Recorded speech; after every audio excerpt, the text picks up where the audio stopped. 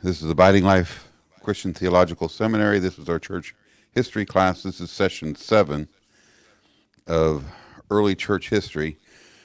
Today we're talking about the fall. Okay, the empire fell, but the church grew. The empire fell, but the church grew. That's what I'm entitling this lesson. All right, so a brief summary of the growth of the ancient church. There were certain major turning points in the church that are very significant. You know, the Acts chapter 8, where persecution against the church drove the Christians out from Jerusalem and into the Gentile world, and many Gentiles were converted, and that was certainly a turning point for the church. The conversion of Saul, we could say that was a turning point for the church. AD 70, the destruction of Jerusalem and the temple could be seen as a turning point of the church. The conversion of Constantine certainly is a turning point of the church, where the empire turned from constantly or near constantly persecuting and martyring Christians to suddenly the empire is Christianized, and being a Christian is the in thing to do, and it becomes suddenly popular to be a Christian. That certainly was a turning point. Well, the next turning point of the church that we're going to talk about is the fall of Rome. The fall of the Western Roman Empire certainly brings another great turning point in the history of the church. Rome, you see, was the center of the great empire, and the empire extended throughout northern Africa. It was vast. It was very large. It extended throughout northern Africa, through all of Europe, and extended up into the British Isles, and to the east it extended, Syria and Persia and bordering on like Pakistan area. But the empire was threatened by enemies all around, but the Roman Empire was, up till now, always able to hold them in check. And the German tribes began to invade. There were German tribes that began to invade the Western Empire, which began to weaken them and eventually brought them to their defeat. There were German tribes that invade the empire. To the east and to the north were German tribes and Mongolian Huns. The Germans were barbarians, but the Huns were worse, very fierce horsemen. In mortal dread of the Huns, a German tribe known as the Visigoths, which means the West Goths, in the year 376, crossed the lower Danube exactly 100 years before the last emperor was removed by Odoacer. Now, the Visigoths were the first tribe of barbarians to enter the empire, and soon they were joined by the Ostrogoths, which is the East Goths. Now, the Roman Emperor Valens, in the year 378, battled them near Adrianople. The Roman army was annihilated, and Valens himself was killed. His successor, Theodosius, an able statesman and general, subdued the Goths. Having failed in the east, the Goths, together with other German tribes, attacked the western targets.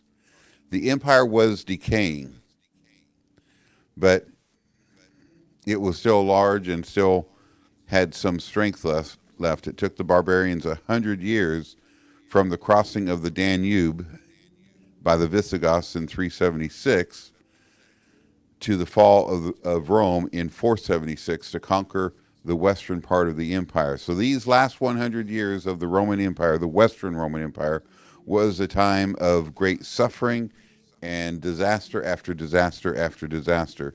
It was in those dark days that such great men such as Ambrose, Jerome, and Augustine lived. We talked about them, I believe, last week. Okay, so hosts of barbarians were slashing their way through the empire, leaving a gory trail of everything wherever they went. Matrons, virgins, bishops, and priests were insulted and slain. Many churches were destroyed. The relics of the martyrs were dug up. Monasteries were laid waste. Rivers were dyed red with blood. Crowds of men and women were dragged away into captivity. The Roman world was rushing to ruin. And so we see the fall of the empire marching forward. In the year 406, the Rhine River froze, which enabled many barbarians to cross westward into the western and southwestern part of Europe. In the year 410, Rome was sacked by the Goths under Alaric. For 6 days and nights, the barbarians trooped through the city. Soon the streets were wet with blood. This is seen as a major landmark in the weakening and eventual fall of the Roman Empire. The Goths descended upon Italy in savage fury and left behind burning cities and scorched, bloody, and desolate lands. In history, this is known as the sack of Rome. The sack of Rome. The Goths played an important role in the fall of the Western Roman Empire through a long series of Gothic wars. The Goths dominated a vast area. Several invaders entered and set fire to houses. Once the Visigoths found their way into the city of Rome, the palaces were quickly looted. Those who resisted were murdered. The Goths would burn up grassy lands and fields and trees as they went. The palace of the emperors and the residence of the wealthy citizens were stripped of their costly furniture, their precious vessels and jewels, their silken and velvet hangings, and their beautiful objects of art. The city, which once plundered the world, was now itself plundered. These awful calamities that had befallen Rome shocked pagans and Christians alike. Jerome, in fact, we talked about Jerome. He was in Bethlehem writing scripture, writing books, and Jerome was sitting in his cave in Bethlehem writing his commentary on the prophecies of Ezekiel when he heard the news, and he was overwhelmed with anguish and consternation. He believed that the Antichrist was invading Rome, and he said that the world is rushing to ruin. The glorious city, the capital of the Roman Empire, has been swallowed up. He continued, churches once hallowed have sunk into ashes. Virgins of God have been seized, maltreated, and murdered. He was so struck with horror that he could scarcely pick up his pen and work. He could scarcely pick up the courage to work.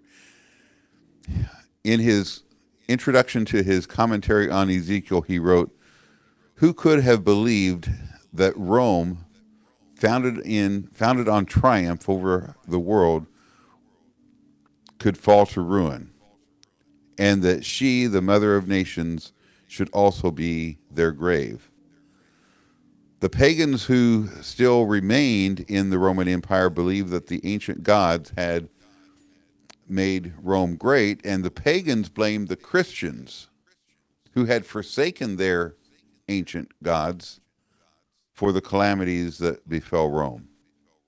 In response, Augustine, amid the tremors and rumblings of the stricken empire, wrote the book, The City of God, his greatest book and Christianity's most brilliant apology. Now, the book, The City of God, has impact generations, has impact centuries of Christians. In fact, we'll see as we go through the next several centuries, in the next several teaching sessions, we'll see the City of God. That book is referred to frequently by many great men of God throughout church history as that book having a turning point in their spirituality and impacting their lives in some powerful way.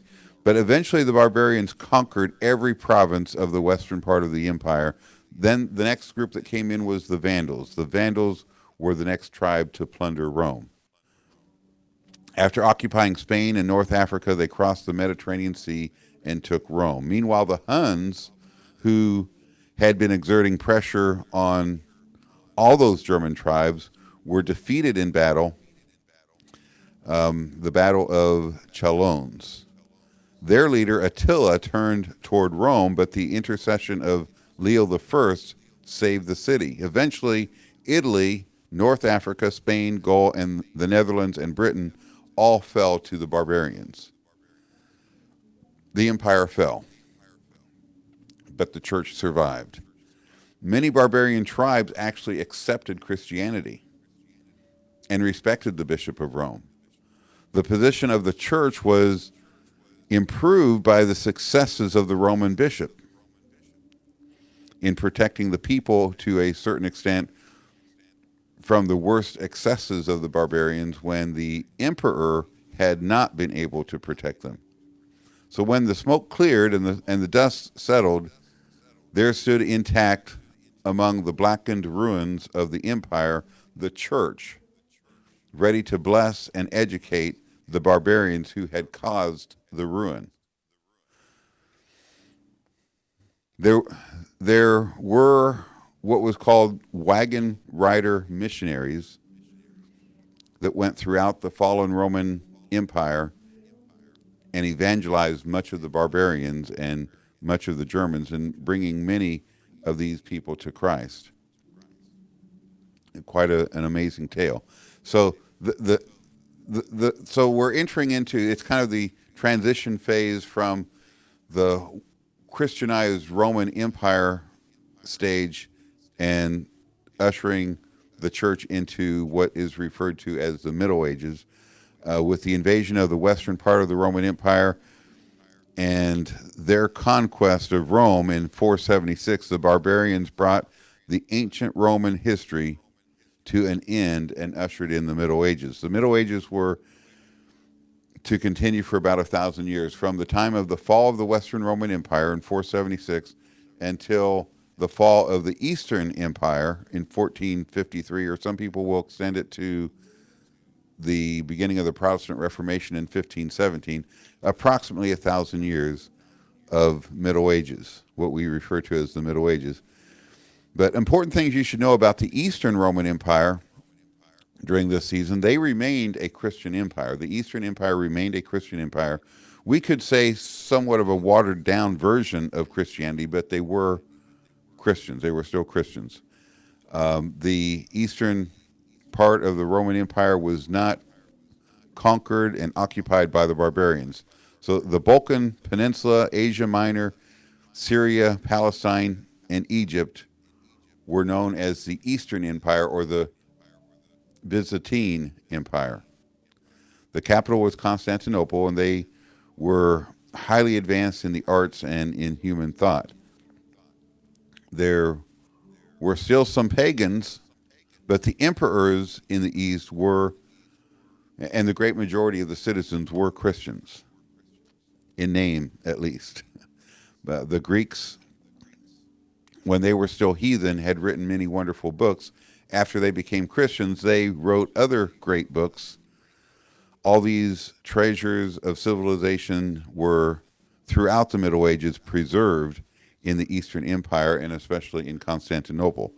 But let's talk about Italy. Italy was originally inhabited by various tribes, but after Rome conquered Italy, its inhabitants were Romanized, and they would speak Latin, the language of the Romans. Eventually, the great majority of the people were of the Christian faith. They confessed Christianity. After the invasion of the barbarians, the Ostrogoths settled in Italy among the native population. The Goths had actually been converted to Christianity before they invaded the empire. And this had come about through the efforts of a man by the name of Ulfilas. Ulfilas was a bishop who translated large parts of the Bible into the Gothic language. Now, the southern part of Gaul and the northern part of Spain were occupied by the Visigoths and other German tribes. Many, if not most, were Christians, and they also included the Burgundians, and also the Vandals. The Vandals also conquered southern Spain and northern Africa. In northern Gaul and in Britain, the situation was different, being conquered and settled by heathen. The Franks took northern Gaul, Belgium, and southern Netherlands. The Frisians lived in the northwestern part of the Netherlands. The Saxons settled in the eastern part of the Netherlands, and the Anglo-Saxons conquered Britain. Beyond these, territories were populated by various heathen groups. So what I'm saying is the empire fell, and each group, there was different tribes, different conquering barbarians that took over different parts of Europe. But the church at this point didn't dwindle. The church continued to flourish and continued to grow and continued to evangelize. The church faces a twofold task at this point. The state of the church had changed dramatically. You have to appreciate the difference in just a few decades, how radically different the church was from what it was a few decades before this. The church at the very beginning of the Middle Ages differed greatly from what it had been during the previous century or two. At the beginning, the church was, even going back to the book of Acts, the church was very small and weak. And throughout the Roman Empire, the people at least were civilized. The Roman Empire kept the roads, excellent roads. The Roman government maintained peace, order, and excellent roads throughout the empire. But at this later period, after the fall of the Roman Empire, the church had many serious. The church, in many ways, had seriously deteriorated and became spiritually bankrupt. Yet it was large, strong, and organized. It had strongly organized system of bishops and in possession of a well-worked-out body of doctrines. But the church now lacked the protection of the Roman government. In its place had been set up a number of barbarian kingdoms. The Franks, Anglo-Saxons, and most of the tribes living outside the former territories of the empire were also heathen, and the country in which they lived was wild, uncultivated, and without roads. All these nations and tribes were barbarians. They were ignorant, they were uneducated, they were uncultured. So the church had a twofold task.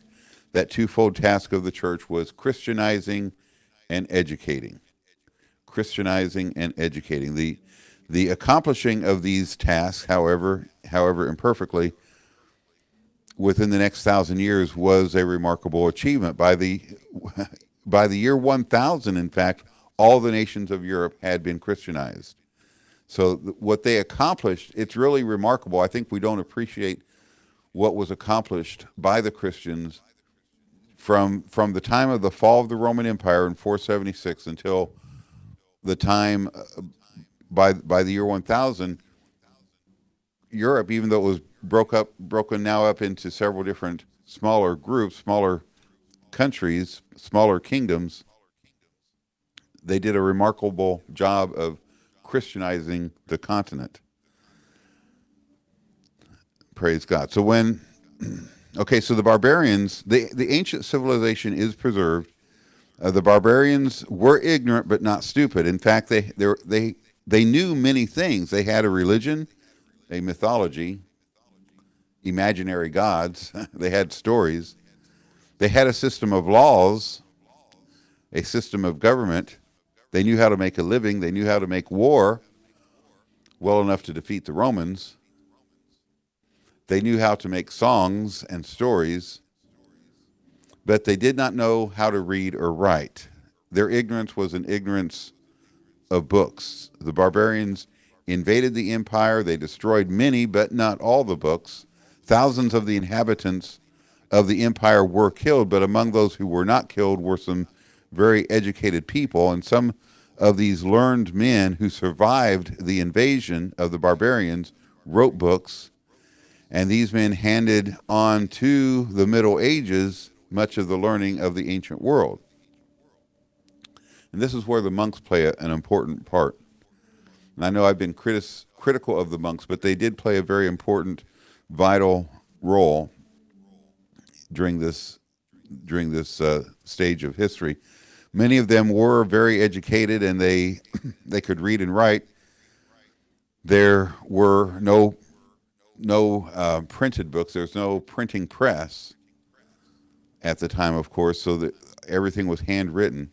These manuscripts or handwritten copies would wear out, of course, and the only way to replace them would be to make additional handwritten copies of them. And monks did this as they sat in their monasteries or sat in their cells. By doing so, this rendered an invaluable service to civilization. During the first 300 years after the invasion, very few barbarians took interest in books. These were the Dark Ages. But the monks, by their patient drudgery and persistent industry in copying manuscripts, maintained a good supply of books. In this way, they proved the means for the education of the new nations at a time when they'd be ready for it. So as they converted to Christianity and began to show interest in learning these things, they did take up an ability to learn as the Christians were teaching them how to read and write and how to follow after God. Now, the Franks were converted. The Franks, under the leadership of King Clovis, gradually extended their rule over Gaul. From that time on, Gaul was called France. Franks were the first German tribe to adopt Christianity after the invasion. The story about the conversion of Clovis is very similar to the story of Constantine. In the heat of a desperate battle, Clovis saw the sign of a cross in the sky. Clovis vowed that he would become a Christian if he won that battle. He would make the God of the Christians his God if he won that battle. So Clovis made a vow, and he did win. When the victory was gained, he was baptized together with 3,000 of his warriors on Christmas Day in the year 496 in the city of Rheims. After this, whenever a king would become a Christian, the whole tribe tended to convert and get baptized. Many German tribes converted to Christianity, but not to Catholicism. Many were Arians. Therefore, they were considered heretics. The conversion of the Franks to Christianity was an event of greatest importance. It was to have a tremendous consequences for the future history of the church. More than 200 years were to pass before the consequences would unfold, and we'll probably be talking more about that next week, I assume. But let's talk about a few other people. The Patrick, for example, you're familiar with Patrick, I'm sure. In the British Isles, the Christianity was flourishing in the British Isles. Patrick, before the fall of the empire in the West, Christianity was introduced to Britain by Roman soldiers, and a young man by the name of Patrick was a grandson of a British priest. At a very young age, he was taken captive as a slave, and sent to Ireland to serve his slave master as a shepherd. Patrick promised God, that as the story goes, God began to remind him, he began to remember some of his grandfather's sermons. And he promised God that if he'd get free from his slave master, if God would somehow set him free from his slave master, he would become a slave to God. And somehow Patrick was enabled to escape on a boat and make his way back to Britain. The details, I'm not familiar with the details, but somehow he made it his way back to, he managed to escape and he made it back to Britain, and he did enter a monastery and he did become a priest. He enters the priesthood and eventually he's sent back to Ireland, but this time not as a slave. This time he's sent back as a missionary. And due to his efforts, due to the efforts of Patrick, Ireland had mass conversions and the island is Christianized. St. Patrick became known as the Apostle of Ireland, a tireless evangelist, a preacher, and a writer. By the time of his death in the year 461, the church was firmly established in Ireland. Irish monasteries became famous centers of learning and missionary activity. There was a man by the name of Columba, about 100 years after the death of Patrick. Columba, an Irish monk, founded a monastery on the island of Iona, off the shore, the west coast of Scotland. From there, he set out with a number of companions to do missionary work in Scotland, where his labor was blessed and the church was planted and flourished. Other Irish monks brought the gospel to the German tribes, to the Germans east of the Rhine. Pope Gregory the Great, Gregory, as he walked through his slave market in Rome, he saw some fair-haired, blue-eyed youths. On being told that they were angles, he said, "No, not angles, but angels." And it was then that he decided to send missionaries to England to regain that country for Christ. There was another Augustine. This is a different Augustine than the more famous one, but 1 year before the death of Columba in the year 597, Gregory sent a monk by the name of Augustine with 40 other monks to Britain. Since the conquest of Britain by the Anglos and Saxons, it had become known as Angleland or England. The Angles and Saxons were fierce heathen. When they conquered Britain in the 5th century, they erased every trace of Christianity in the island and made it a heathen country again. It took them 100 years to reestablish Christianity in England and drive out heathenism. After they were converted, the English became great missionaries, laboring among the heathen near and far.